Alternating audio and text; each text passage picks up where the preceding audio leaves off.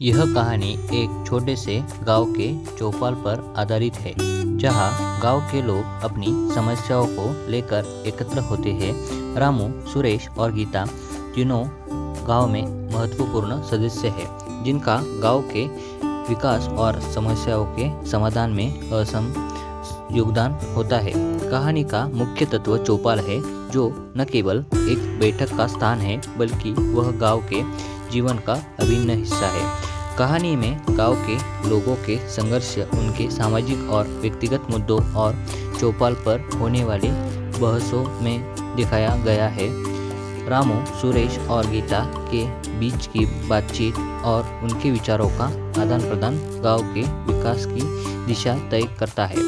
गांव में पानी की कमी, शिक्षा की स्थिति, खेती की समस्या और अन्य समस्याओं पर बहस होती है।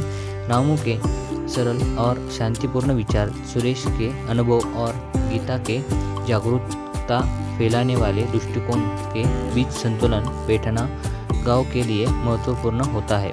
चौपाल पर होती ये चर्चा न केवल समस्याओं को उजागर कर देती है, बल्कि समाधान के रास्ते भी दिखाती है। गांव के बीचों बीच एक पुरानी चौपाल बनी हुई थी, जहां रोज शाम को लोग इकट्ठा होते थे।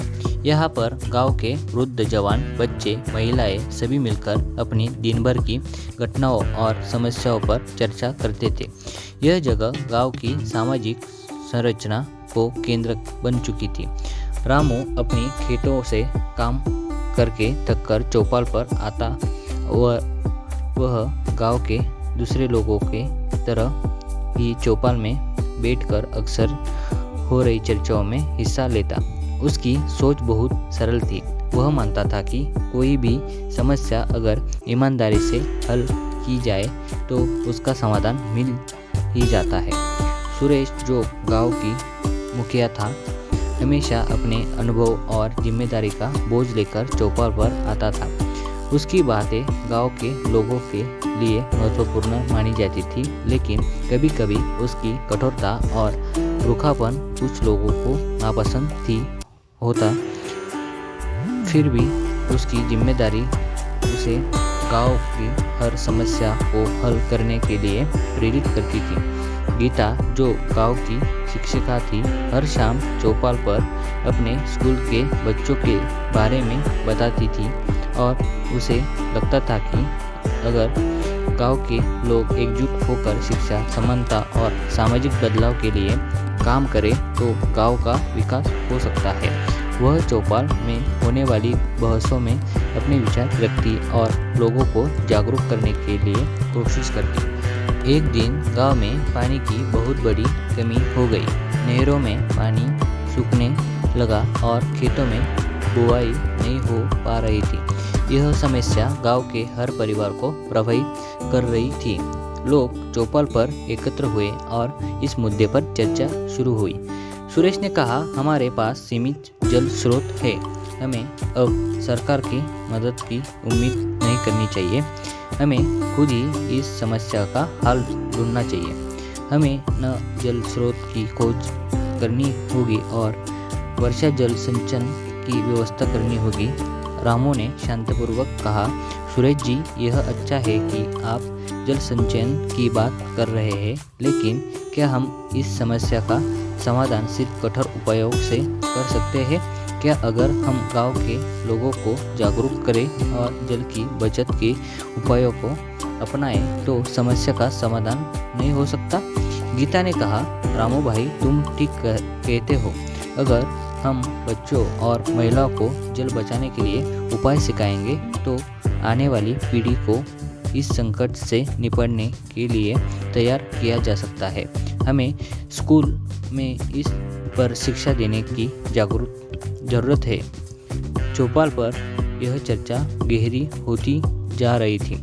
गांव के लोग अब जल संकट पर गंभीरता से विचार करने लगे थे। सुरेश और रामू के विचारों में संतुलन बनाने के लिए गीता ने गांव की महिलाओं और बच्चों के लिए जल बचाओ कार्यक्रम शुरू करने की योजना बनाई। जल संकट के समाधान के लिए गांव के लोग एकजुट हो गए, लेकिन बहुत से लोग अब भी पुराने तरीके से ही पानी का उपयोग कर रहे थे। सुरेश ने नहर से पानी निकालने के लिए अधिकार को लेकर कुछ कठोर निर्णय लेने की योजना बनाई, जिससे कुछ लोगों को विरोध करने हुआ। रामू ने सुरेश से कहा, सुरेश जी, अगर हम इस समस्या को हल करने के लिए सभी लोगों को साथ लेकर चले तो यह ज़्यादा प्रभावी होगा। हमें सबसे पहले गांव के हर परिवार को जल बचाने के लिए जागरूक करना होगा। लेकिन सुरेश अपनी योजना पर अड़िग रहा। वह चाहता था कि गांव के हर व्यक्ति को कठोरता से यह बताया जाए कि पानी की बचत कितना जरूरी है। कुछ दिनों बाद गांव में बारिश शुरू हो गई और जल संचयन की प्रक्रिया ने असर दिखाना शुरू किया। लोगों ने समझा कि अगर एकजुट होकर काम किया जाए तो कोई भी समस्या का हल किया जा सकता है। सुरेश, रामू और गीता की साझी कोशिशों ने गांव को जल संकट से उबारने की मदद की। गांव की चौपाल अब न केवल समस्याओं को हल करने का स्थान थी, बल्कि यह लोगों को एकजुट करने, जागरूक करने और विकास की दिशा में मार्गदर्शन करने का केंद्र बन चुका था।